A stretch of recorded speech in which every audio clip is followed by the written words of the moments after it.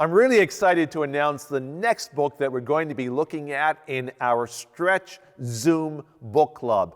It addresses an important topic that churches across Canada are going to need to wrestle with. The book is entitled Heavy Burdens: 7 Ways LGBTQ Christians Experience Harm in the Church, and it's written by Bridget Eileen Rivera.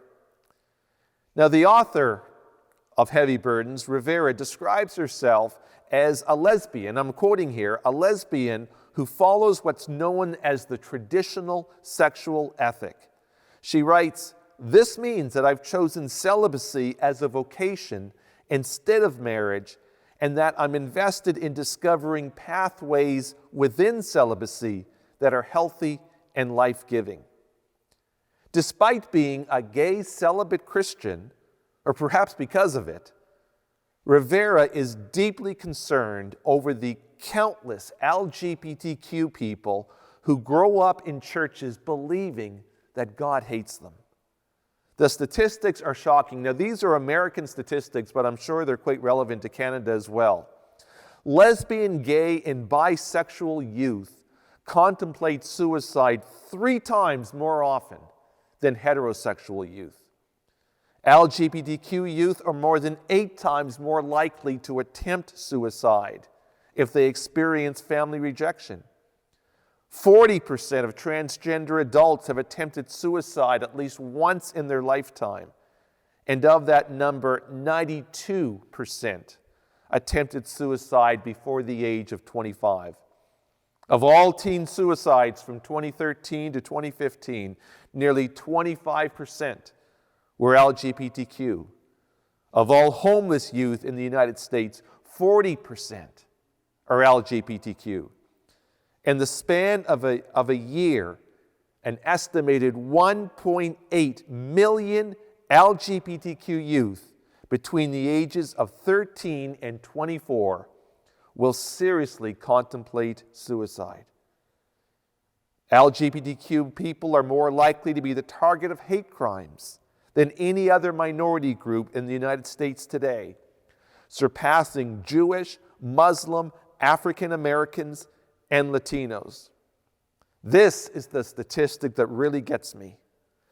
Religious faith reduces the risk of suicide for virtually every American demographic, except for one: LGBTQ people.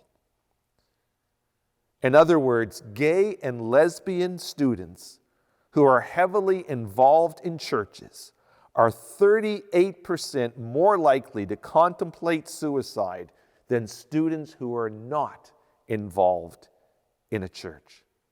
In her book, Heavy Burdens, Rivera does not deal with the question as to the sinfulness of the gay lifestyle. This is an important question, and one that churches must wrestle with. In this book, however, she focuses on the consequences of LGBTQ discrimination regardless of one's theological position in the issue, the larger issue. No matter your views around LGBTQ issues, all of us who call ourselves Christians should be concerned about the large number of gay people who are contemplating suicide, committing suicide, becoming victims of violence, and living homeless on the streets of the major cities of our nation. Regardless of our personal theological convictions, we need to ask ourselves 2 questions. First, is there anything that we as faith communities are doing that are unintentionally contributing to the harm suffered by those who are part of the LGBTQ community?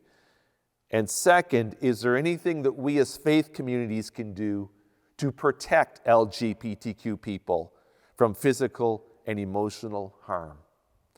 Again, these questions must be addressed by believers and by churches regardless of their personal theological convictions.